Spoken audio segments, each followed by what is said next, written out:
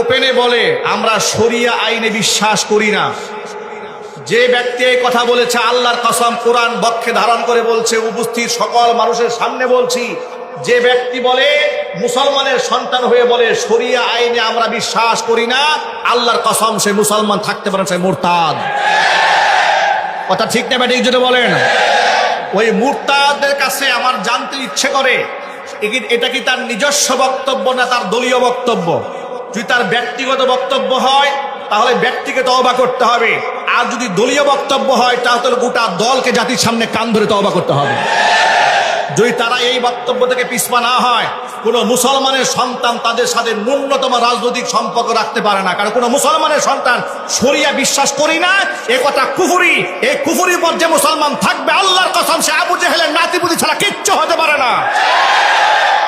আমি জিজ্ঞেস করতে চাই, আপনারা কি বাংলাদেশে শরিয়া আইন কার্যকর করতে চান? কারা কারা চান? হাত দেখতে চান?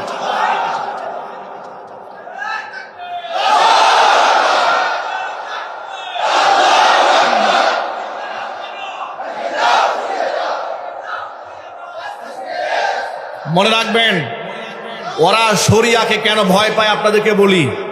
শরিয়াকে আমার তো খুব চিৎকার করে কথা বলতে ইচ্ছে করে।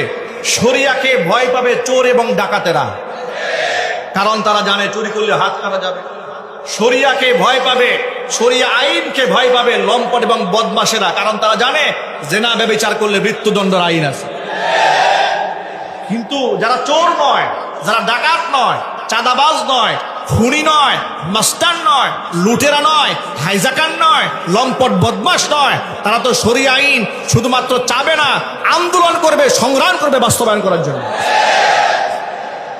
সুতরাং মুসলমানের সন্তান হয়ে শরিয়া আইন আমি বিশ্বাস করি না এ কথা বললে মুসলমানরা মুরতাদ।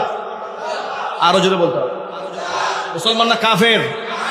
কাফেরদের সাথে সম্পর্ক রাখা যাবে না। যে ব্যক্তি বলেছে তার তওবা করার দরকার আছে না নাই?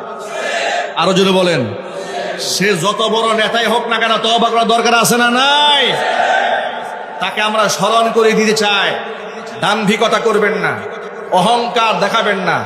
অহংকারীদের পরিণতি কি হয় এদেশের মানুষ কিন্তু চোখের সামনে দেখেছে। শুধুমাত্র দেশের মানুষ দেখে নাই, গোটা দুনিয়া দেখেছে, গোটা পৃথিবী দেখেছে।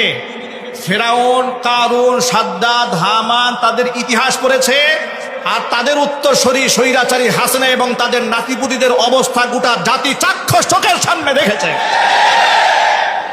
সুতরাং পলাতক স্বৈরাচারী হাসিনা থেকে শিক্ষা গ্রহণ করে তওবা করুন।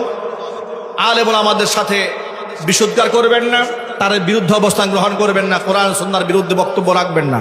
আল্লাহ রাব্বুল আলামিন আমাদেরকে ইসলামিক মানবাধিকার, ইসলামী নারী অধিকার, ইসলামী শাসন ব্যবস্থা, শরিয়া শাসন ব্যবস্থা বাংলাদেশে কায়েম করার সংগ্রামে আমাদের সকলকে অংশগ্রহণ করার তৌফিক দান করুন।